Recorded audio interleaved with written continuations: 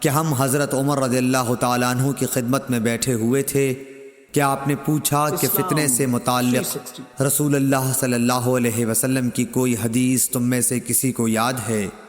میں بولا میں نے اسے اسی طرح یاد رکھا ہے جیسے حضور صلی اللہ علیہ وسلم نے اس حدیث کو بیان فرمایا تھا۔ حضرت عمر رضی اللہ تعالیٰ عنہ بولے کہ تم رسول اللہ صلی اللہ علیہ وسلم سے فتن کو معلوم کرنے میں بہت بے باک تھے۔ میں نے کہا کہ انسان کے گھر والے، مال، اولاد اور پڑوسی سب فتنے کی چیزیں ہیں، اور نماز، روزہ، صدقہ، اچھی بات کے لیے لوگوں کو حکم کرنا اور بری باتوں سے روکنا ان فتنوں کا کفارہ ہیں۔ حضرت عمر رضی اللہ تعالیٰ عنہ نے فرمایا کہ میں تم سے اس کے متعلق نہیں پوچھتا، مجھے تم اس فتنے کے بارے میں بتلاؤ جو سمندر کی موج کی طرح ٹھاٹھیں مارتا ہوا بڑھے گا۔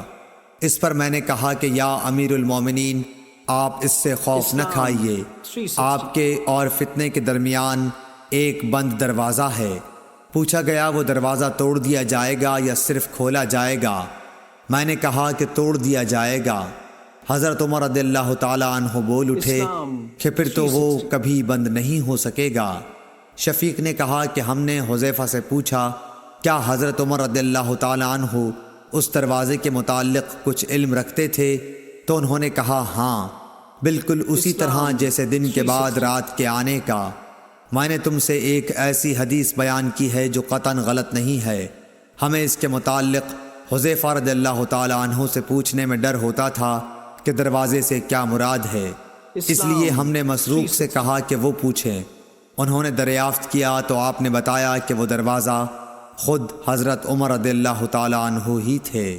صحیح بخاری حدیث نمبر 525۔